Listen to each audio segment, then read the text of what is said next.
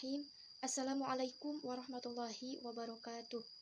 Alhamdulillahirabbil alamin wassalatu wassalamu ala asyrofil anbiya'i wal mursalin wa ala alihi washabbihi ajma'in. Amma ba'du. Puji syukur marilah kita panjatkan kehadirat Allah Subhanahu wa taala yang telah memberikan rahmat dan juga hidayahnya kepada kita semua. Perkenalkan, kami dari kelompok 8 mata kuliah Filsafat Ilmu dari kelas PAIC. Perkenalkan, di sini saya Diana JF sebagai moderator sekaligus pemateri. Ada dua rekan saya, ada Pani Aziz Fadilah sebagai pemateri dan Gilang Hadi Renaldi sebagai pemateri. Untuk pembahasan kali ini yaitu mengenai berpikir ilmiah, ilmu kalam sebagai metode berpikir filosofis. Bismillahirrahmanirrahim. Untuk pembahasan yang pertama yaitu mengenai pengertian ilmu kalam. Secara tata bahasa, kalam adalah kata benda umum tentang perkataan, sedikit atau banyak yang dapat digunakan untuk setiap bentuk pembicaraan atau ekspresi suara berturut-turut sehingga pesan-pesan suara itu jelas maksudnya. Meskipun secara bahasa kalam berarti pembicaraan atau perkataan, namun secara istilah kalam tidaklah dimaksudkan dengan perkataan atau pembicaraan dalam pengertian sehari-hari, melainkan dalam pengertian pembicaraan yang bernalar dengan menggunakan logika. Oleh karena itu, kalam berarti alasan atau argumentasi rasional untuk memperkuat pernyataan, menurut Nurholis Majid. Istilah ini merujuk pada sistem pemikiran spekulatif yang berfungsi untuk mempertahankan Islam dalam tradisi keislaman dari ancaman maupun tantangan dari luar. Para pendukungnya yang disebut dengan istilah mutakalimin adalah orang-orang yang menjadikan dogma-dogma atau persoalan-persoalan teologis kontroversial sebagai topik diskusi dan wacana dialektik, dengan menawarkan bukti-bukti spekulatif untuk mempertahankan pendirian mereka. Hasan Hanafi memiliki catatan yang lebih lengkap tentang rujukan kata kalam yang menjadi nama ilmu ini. Menurutnya, kata kalam bisa merujuk pada firman Tuhan, kalamullah, yang menjadi tema utama dalam pembahasan ilmu ini. Kalam juga bisa berarti metodologi, berpikir, berdialog, atau cara pengungkapan yang digunakan untuk berbicara dalam membela kebenaran agama dan menghadapi lawan. Selain itu, kalam juga berarti kekuatan argumentasi, sebagaimana sebuah ungkapan bahwa kekuatan para mutakalimin itu terletak pada kalam atau pembicaraan mereka. Ilmu ini juga dinamakan kalam karena menjadi ilmu pertama yang mengharuskan mempelajarinya dengan kalam, dialog atau pembicaraan. Persoalan-persoalan teologis itu antara lain menyangkut dasar-dasar keimanan yang mengarahkan pembahasan tentang Tuhan dan berbagai derivasinya yang meliputi sifat-sifat Tuhan, kitab suci, nabi, malaikat, kiamat, surga, pahala, dan siksa, serta masalah takdir. Semua masalah-masalah ini didiskusikan dan dipertahankan dengan bantuan argumen-argumen rasional. Dalam perkembangan berikutnya, sistem pemikiran tersebut menjadi disiplin ilmu tersendiri yang kemudian disebut ilmu kalam. Untuk mempertahankan kepercayaan iman dengan menggunakan dalil-dalil pikiran dan berisi bantahan terhadap orang-orang yang menyeleweng. Adapun alasan mengapa disiplin ilmu ini disebut dengan ilmu kalam, yang pertama, persoalan terpenting yang menjadi pembicaraan abad-abad permulaan Hijriyah ialah kalam Allah atau Al-Quran. Pembicaraan tentang Al-Quran ini pernah menimbulkan pertentangan keras di kalangan umat Islam di abad ke-9 dan ke-10 Masehi, sehingga timbul penganiayaan dan pembunuhan terhadap sesama muslim pada waktu itu. Yang kedua, dasar ilmu kalam ialah dalil-dalil fikiran dan pengaruh dalil-dalil ini nampak jelas dalam pembicaraan para mutakalimin. Dalil Al-Quran dan Sunnah baru dipakai setelah mereka menetapkan kebenaran suatu persoalan dari segi akal pikiran. Yang ketiga, pembuktian kepercayaan agama menyerupai logika dan filsafat. Kalam secara etimologis berasal dari bahasa Arab yaitu kalama yang berarti perkataan. Ilmu kalam sama dengan ilmu tauhid, ilmu aqaid dan ilmu usulin. dan teologi Islam yang membahas tentang dasar-dasar keimanan. Semuanya mengkaji keesaan Allah, sedangkan perbedaannya terletak pada penekanan.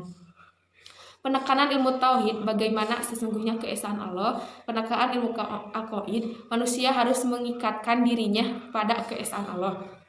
Penekanan ilmu usuluddin, bahwa keesaan Allah sebagai dasar agama.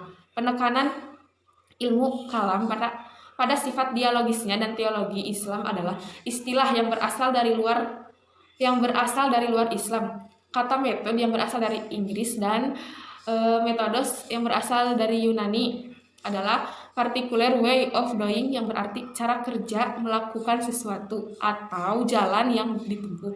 Secara terminologi, metode adalah cara kerja yang teratur digunakan untuk memahami objek ilmu kalam dan melaksanakan pekerjaan agar tercapai sesuai dengan yang dikehendaki. Cara kerja di sini merupakan sistem pelaksanaan suatu kegiatan guna mencapai tujuan yang ditentukan. Fungsi metode adalah sebagai alat untuk mencapai tujuan, bagaimana cara melakukan atau membuat sesuatu. Jadi metode kalam adalah cara kerja yang dipakai tokoh-tokoh kalam dalam menundukkan persoalan-persoalan akidah secara dialogis dan sistematis agar dipahami masyarakat yang baik.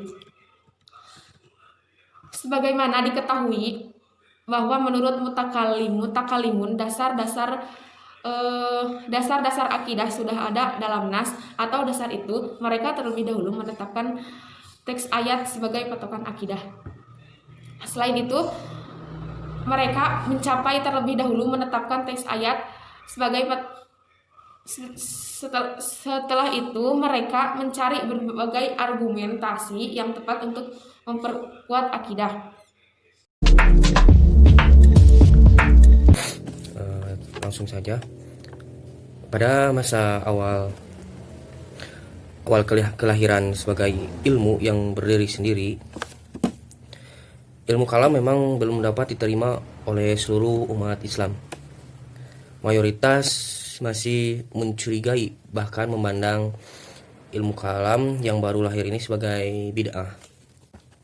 Namun dalam perkembangan selanjutnya, ilmu kalam mengalami perkembangan dan kemajuan yang lebih pesat dan mulai mendapat sambutan yang pesat pula oleh masyarakat.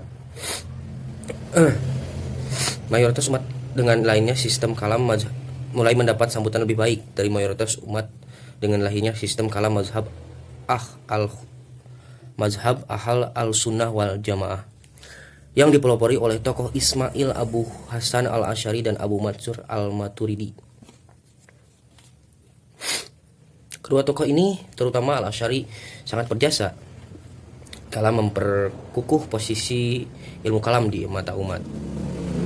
Dengan lahirnya mazhab al-sunnah wa al-jamaah, ilmu kalam seakan-akan sudah menjadi barang halal dan diterima oleh seluruh umat Islam. Ilmu kalam seperti keislaman lainnya juga mempunyai dasar sendiri dari sumber Al-Quran, baik menyangkut aspek metode maupun materi. Secara teologis, berpikir rasional sama sekali bukan hal terlarang. Al-Quran menganjurkan muslimin menggunakan daya pikir atau nalar dan sebaliknya. Mencela orang-orang yang tidak mau melakukan aktivitas berpikir. Dalam Al-Quran cukup banyak ayat ditemukan dalam bentuk pertanyaan dan mengisyaratkan pentingnya aktivitas pemikiran dan penalaran, seperti firman Allah yang telah dijelaskan. Di samping ayat-ayat lain seperti yang terdapat di dalam Quran surah Al-Imran 190 sampai 191. Begitu pula dilihat dari aspek materinya. Tema atau materi bahasan ilmu kalam sama sekali tidak bergeser dari materi pokok akidah Islamiyah yang digariskan dalam titik beratkan oleh Al-Quran, yang masalah Allah dan tauhid. Masalah ini pula yang menjadi tema pokok dalam kajian ilmu kalam. Tujuan para mutaklim atau teolog muslim tidak lain adalah untuk memperkenalkan, menanamkan dan membela kebenaran akidah tauhid.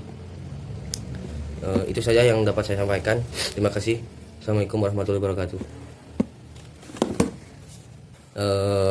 di samping ayat-ayat lain seperti yang terdapat di dalam Quran surah Al-Imran 190 sampai 191. Begitu pula dilihat dari aspek materinya. Tema atau materi bahasan ilmu kalam sama sekali tidak bergeser dari materi pokok akidah Islamiyah yang digariskan dalam titik beratkan oleh Al-Quran yang masalah Allah dan Tauhid. Masalah ini pula yang menjadi tema pokok dalam kajian ilmu kalam. Tujuan para mutaklim atau teolog muslim tidak lain adalah untuk memperkenalkan, menanamkan, dan membela kebenaran akidah tauhid. Alhamdulillah, presentasi dari kelompok 8 sudah selesai. Mudah-mudahan ada manfaatnya. Mohon maaf apabila banyak kesalahan dan juga kekurangannya. Karena sejatinya, kekurangan hanyalah milik kita dan kesempurnaan hanyalah milik Allah Subhanahu wa Ta'ala. Mohon pamit. Wabillahi taufiq wal hidayah. Wassalamualaikum warahmatullahi wabarakatuh.